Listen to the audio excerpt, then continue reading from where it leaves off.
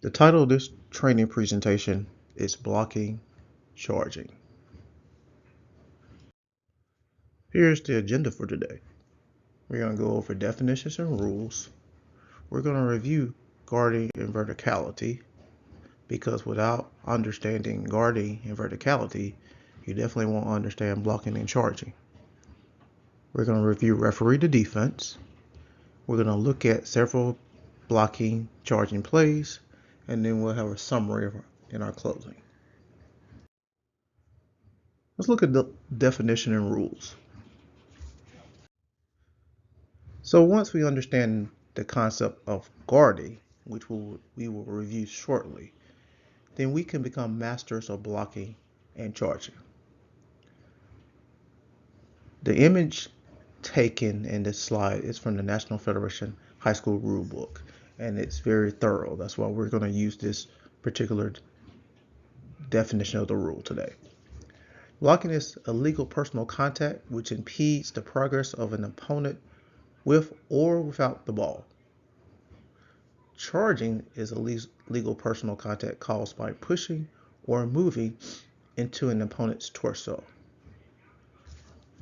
We're going to read this rule verbatim because there are things that we want to understand about this particular rule. A player who is moving with the ball is required to stop or change direction to avoid contact if a defensive player has attained what? Legal guarding position in the player's path.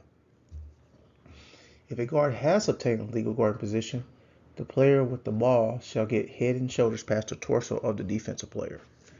If contact, should be illegal contact, occurs on the torso of the defensive player, the dribbler is responsible for the contact. There shall be reasonable space between two defensive players or a defensive player and a boundary allowed to allow the dribbler to continue in the dribbler's path. If there is less than 3 feet of space, the dribbler has the greater responsibility for the contact. The player with the ball may not push the torso of the guard to gain an advantage to pass, shoot, or dribble. In short, blocking is illegal contact by the defense. Charging is illegal contact by the offense. The key question that we're going to always ask when deciding on blocks and charges is, did the defender do anything wrong? This rule can be found in the following rule sets: National Federation High School Rule 4-7, NCAA Men 4.5 and 4.7, NCAA Women 10.7, 10.8.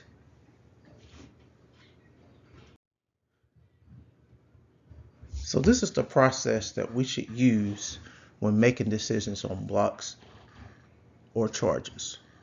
1. Did the defender obtain legal guarding position? 2. Did the defender maintain legal guarding position? If a legal contact occurs, then the question is, did the defender do anything wrong? 4. If the answer is yes, then we have a blocking foul. Otherwise, we have a charge, which is a player or team control foul. This should be your mental process anytime we have a foul that involves blocks or charges. Now we have an entire presentation that covers guarding, so we're not going to reinvent the wheel and go through a thorough conversation on this rule. But you have to be masters of this rule to make accurate rulings on blocks and charges. So if a legal contact is committed such that it is either a block or a charge, we have to know with 100% certainty whether the defender has obtained and maintained legal guarding position. How will we know this as officials? Only if we do what? Referee the defense. Guarding, if we view the guarding presentation, as we know, is found in Rule 4-23 for National Federation of High School, 4.17 for NCAA Men, NCAA Women 10.4. A quick review should inform us that guarding is the act of legal placing the body in the path of an offensive opponent. Our keys are, once we obtain a legal guarding position, there are things that we are allowed to do to maintain them. We have 3 categories of guarding an opponent. an opponent with the ball, a stationary opponent without the ball, and a moving opponent. We will perform a slight review of this rule later in this presentation. In our previous presentation on guarding, we also talked about verticality. And remember, verticality is a legal position, and it can only be achieved once legal guarding position is obtained. Remember, we talked about going from A to A, where a player can defend by rising or jumping vertically in his own plane. We also learned in our previous presentation that verticality applies to both offensive and defensive players. So a quick summary of our first chapter with regards to definitions and rules. Remember, deciding blocks and charges begins with understanding guarding. And the thing about understanding guarding is that to be a legal guarding defender, we must obtain legal guarding position and then maintain it throughout the entirety of the play. In most cases, there's not a minimum time or distance required to obtain legal guarding position. It literally takes a moment or a fraction of a second. We can do many things to obtain legal guarding position. Moving laterally, obliquely, retreating, jumping within our vertical plane, turning around, and ducking. Understanding guarding gives us the capacity to make accurate rulings on blocks and charges, and we have a process to decide blocks and charges when applicable. Did the defender obtain legal guarding position? Did the defender maintain legal guarding position? If a legal contact occurs, then the question is, did the defender do anything wrong? If the answer is yes, then we have a blocking foul. Otherwise, we have a charge, player or team control foul. Before we become masters of blocking and charging, let's make sure from our previous presentation on guarding that we're masters of guarding. So let's do a quick review on guarding and verticality. In our previous presentation on guarding, we presented a premise that guarding may be the most fundamental rule in all of basketball on every level. To be able to play basketball, coach basketball, and or officiate basketball, we must understand how to obtain legal guard position and to maintain legal guard position. Remember, we obtain legal guard position when we have 2 feet touching the playing court in bounds and the front of our torso is facing the opponent. After we have obtained legal guard position, we can maintain it by having 1 foot on the playing court, both feet on the playing court, or being airborne, provided that we are in bounds. We don't have to continue to face the opponent. We can move laterally or obliquely or retreat. We can raise our hands or duck within our own vertical plane. This is the principle of verticality. We can turn or duck to absorb the shock of imminent contact. We also remember that we have 3 categories of opponents which we guard. Guarding opponents with the ball, guarding stationary opponents without the ball. Remember, for these 2 categories, no time or distance is required to obtain a legal guard position. However, if we guard a moving opponent without the ball, time and distance become factors to obtain a legal guard position. We must give the opponent time and or distance to avoid contact, but that distance need not be more than 2 strides. When an offense begins running its half-court sets, let's observe that oftentimes the majority of defenders will have obtained legal guard position. In man-to-man defenses, how long does it take to obtain legal guard position? An instant. The moment we turn around and face the opponent with 2 feet on the floor inbounds, we have attained legal guard position. Remember, after attaining legal guard position, we can move laterally, obliquely, or retreat to maintain legal guard position.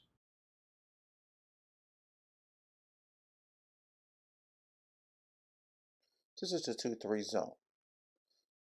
The 2-3 zone, all defenders typically start out in legal guarding position, as they are either guarding the BHD, looking toward the BHD as though they're guarding the BHD, whilst at the same time guarding the area. You typically have 2 defenders beyond the 3-point arc or near the 3-point arc, while another 3 defenders are usually inside the 3-point arc. Here you see you have 2 primary defenders guarding the BHD. Note they are both legal guarding defenders. Here you see 1 defender guarding the BHD. He is also in legal guarding position, while the other 4 defenders who are looking at the BHD are not only guarding the BHD, but they are also guarding the area. These are staples of a zone defense, guarding the BHD while simultaneously guarding the area as well.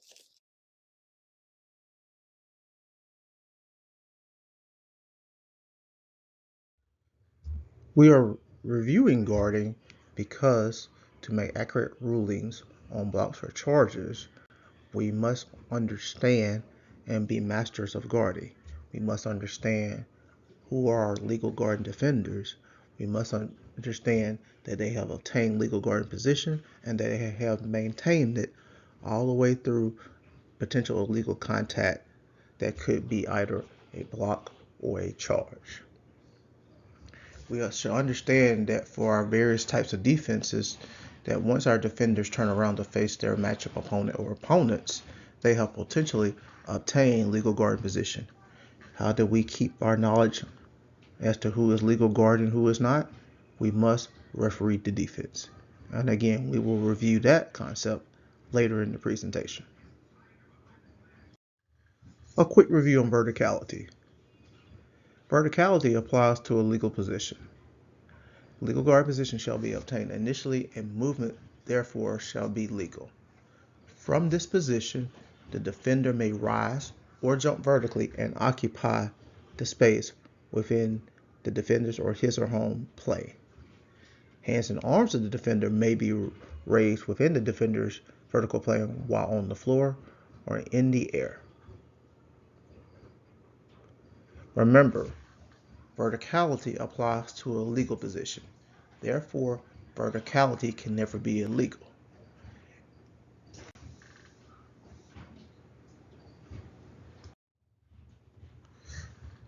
This is the verticality rule taken from the NCAA rulebook. We're reviewing this very quickly because we want to make sure that we understand the principle that one of the most important concepts of verticality is the very first statement given by Article 1. Verticality applies to a legal position and also to both the offense and defensive players. We talk about verticality a lot with defenders, but we should also recognize that verticality also applies to offensive players. Remember, verticality applies to offensive players being able to rebound and shoot by jumping or rising in their own plane and returning to the floor without being illegally contacted or displaced. For defenders, they are allowed to defend and rebound by rising or jumping in their own vertical plane and returning back to the floor in the same space without being illegally contacted or displaced. I would agree, but I'll tell you this, Dan. I had the pleasure of meeting Julie Boeheim today, and I was a little more excited to meet her than even Jim Boeheim. She is here and sitting right behind the bench, the wife of the head coach. And the Orange just keep adding on. Jimmy Boeheim. In this play, we saw White 45 obtain a legal guarding position and attempt to contest a floater by jumping legally in his own plane. Verticality at work for a defender. Swider trying for another three, and the Orange can't miss right now. In this play, we saw White 2 obtain legal guard position and attempt to contest the three-point shot by jumping legally in his own plane. Verticality, once again at work, for a defender. So let's review. Verticality applies to a legal position. Once legal guard position is attained, now verticality may apply such that players, both offensively and defensively, may rise or jump vertically within their own plane. Rebounders and shooters for offense and rebounders and defenders for defense are allowed to rise or jump and return to the ground in their own vertical plane without being illegally contacted and or displaced from their position.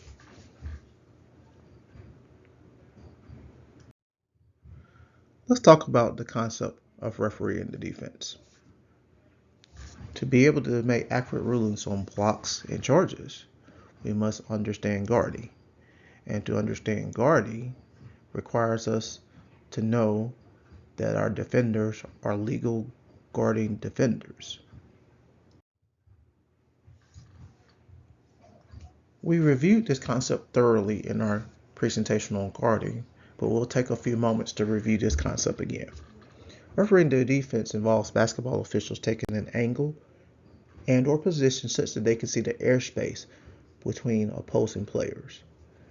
By obtaining an optimal position, basketball officials can see both opposing players in their line of sight and effectively officiate the legality of their actions and movements.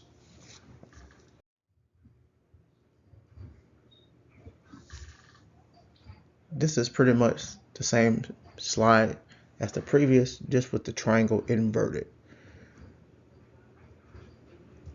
The point that we're making is that our official is getting somewhere between the offense and the defense where he or she can see the airspace between opposing players and effectively officiate the legality of their actions and movements.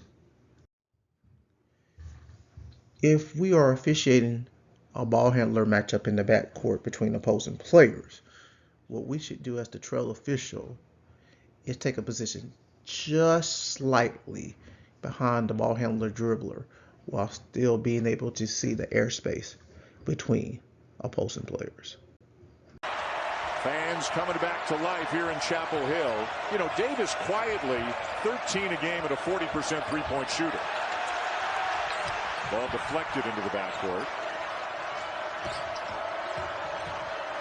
Again, good defense by Leaky Black, a good offensive player in Buddy Boeheim.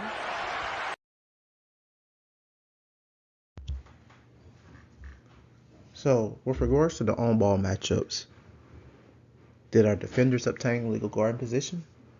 Did they maintain legal guarding position throughout the entirety of the play?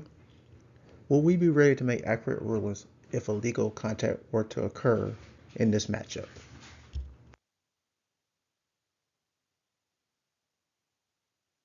Playing each other in Brooklyn. That's always a good matchup. It's always a great matchup between those two teams, as we saw a couple of weeks ago, and a beautiful find from Leaky Black to break.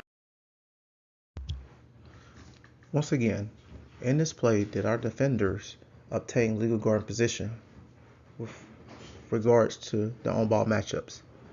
Did they maintain legal guarding position throughout the entirety of the play? Will we be ready to make accurate rulings if a legal contact were to occur in this matchup?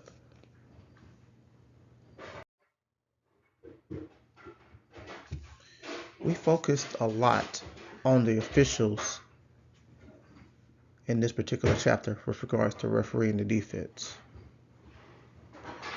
The basic premise is for our officials to take an optimal position and or angles such that they can see the airspace between opposing players.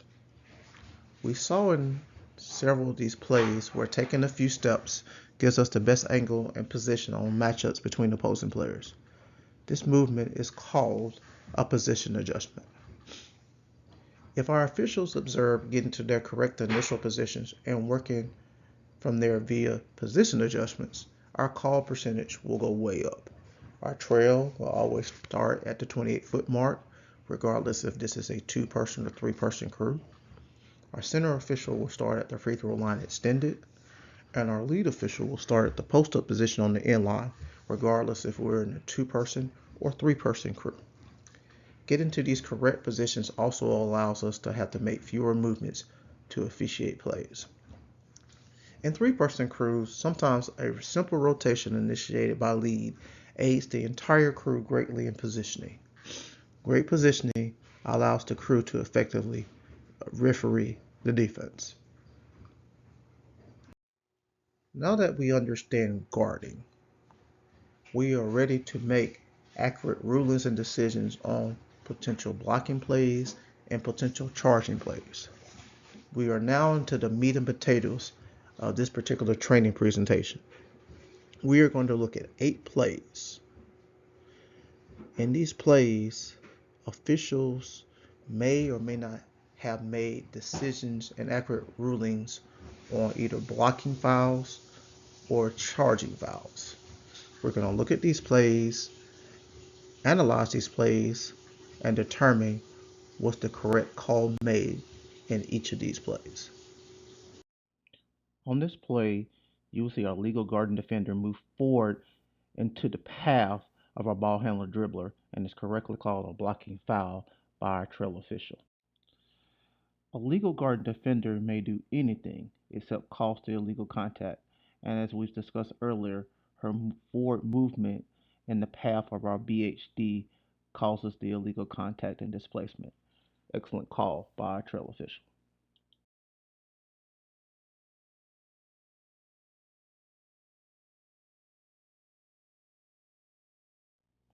In this play, our lead official will call a blocking foul on our legally guarding defender, or it appears to be our legal guarding defender. This is an excellent call. The replay will show that our defender moves into the path of our airborne shooter and does not give her an appropriate place to land. Excellent call by our lead official.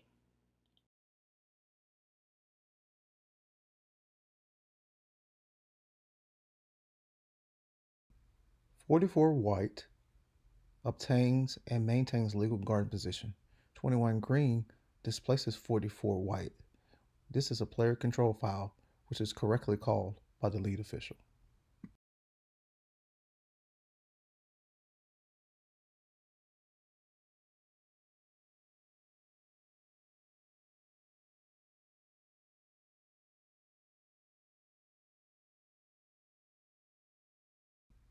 "44 white obtains and maintains legal guard position.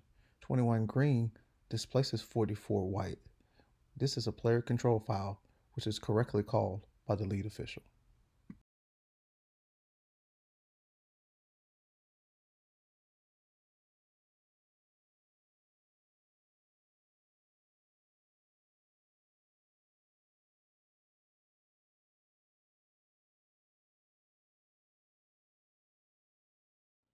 In this play, our secondary defender attempts to contest the shot of our ball handler dribbler, and his verticality takes him into the shooting plane of our ball handler dribbler, causing displacement.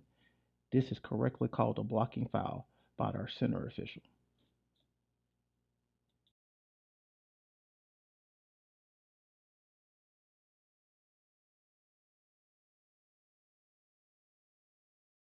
Terminology is very important when describing plays to coaches. In this play, the defender for blue, who is guarding the BHD, is now a legal guarding defender. He has attained legal guarding position. He can retreat, move laterally or obliquely to maintain legal guarding position. He does so and is displaced by our BHD with a forearm and shoulder, which is correctly called player control foul. Let's remove the word set from our vernacular when explaining these plays to coaches.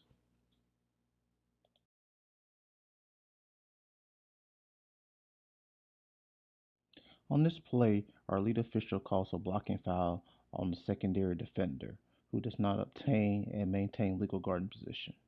This is an excellent call by our lead official. In the replay, our ball handler dribbler gets her head and shoulders beyond the torso area of our secondary defender. By rule, since this has occurred, the responsibility of contact lies with the defender.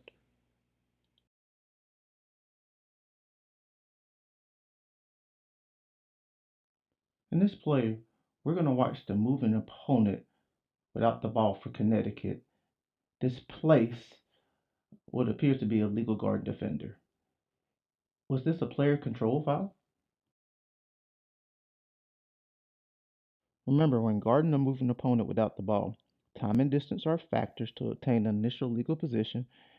We should give the guard time and or distance to avoid contact, and the distance need not be more than 2 strides. Did that happen in this play? We will watch this play for a third time. Let's see did 5 white for Connecticut displace a legal guard defender, and should we have had a player control foul? We will freeze the play at the point where our defender is legal guarding. Time and distance are a factor. She takes 2 strides. This is a legal displacement by the offensive player without the ball. We should have had a player control foul by rule.